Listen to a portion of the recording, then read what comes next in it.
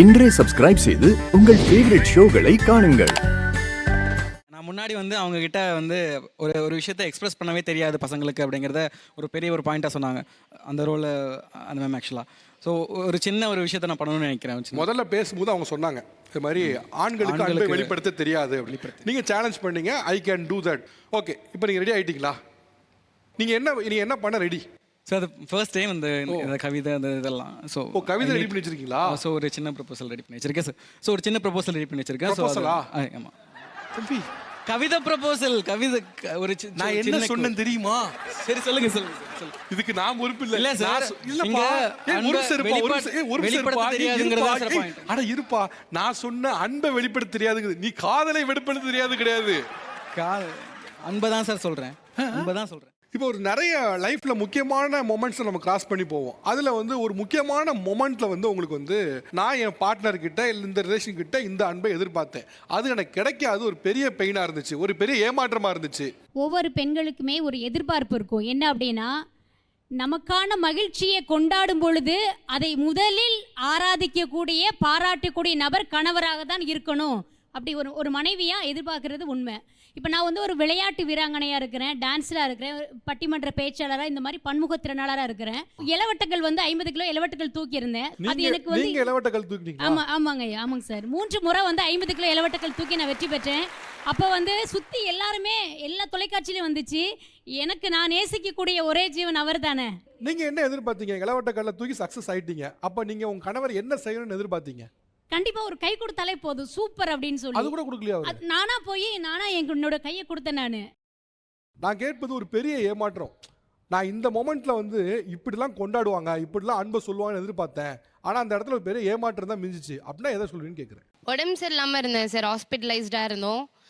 திடீர்னு ஒரு இன்ஜெக்ஷன் பண்ணி செப்டிக் ஆகிட்டு அது சர்ஜரி பண்ணுற லெவல் ஆகிடுச்சு எனக்கு. ஸோ அப்போ I was sick in 15 days கிட்ட அட்மிட் ஆகிட்டேன் ஹாஸ்பிட்டலில்.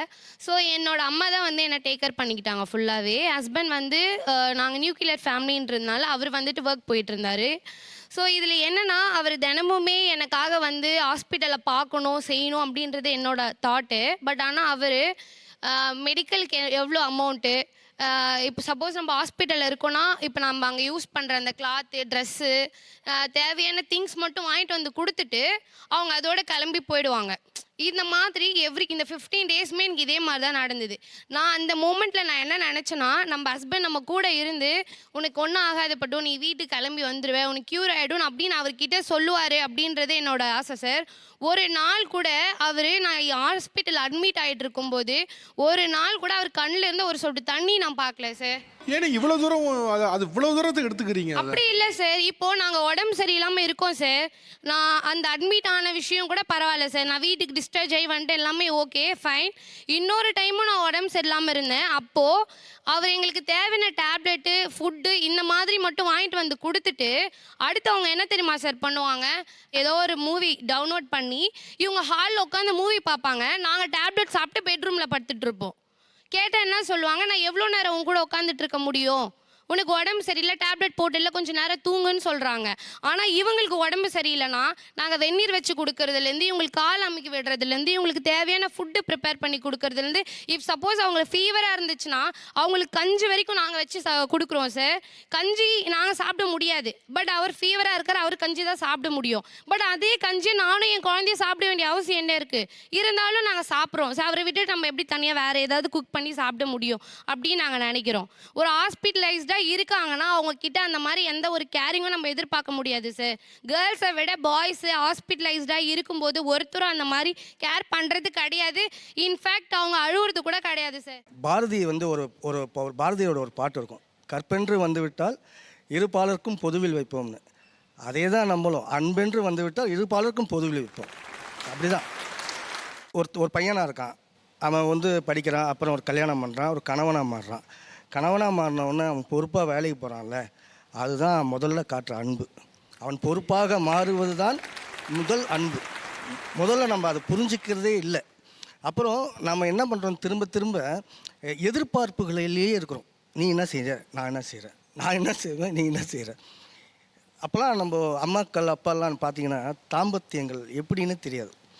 செம்மையாக இருக்கும். ஒரு 10 குழந்தைங்க பெற்றுப்பாங்க, எப்படி வளர்க்குறாங்கன்னு தெரியாது. அந்த குழந்தைங்க எங்கெங்கேயோ போகும், என்னென்னமோ பண்ணும்.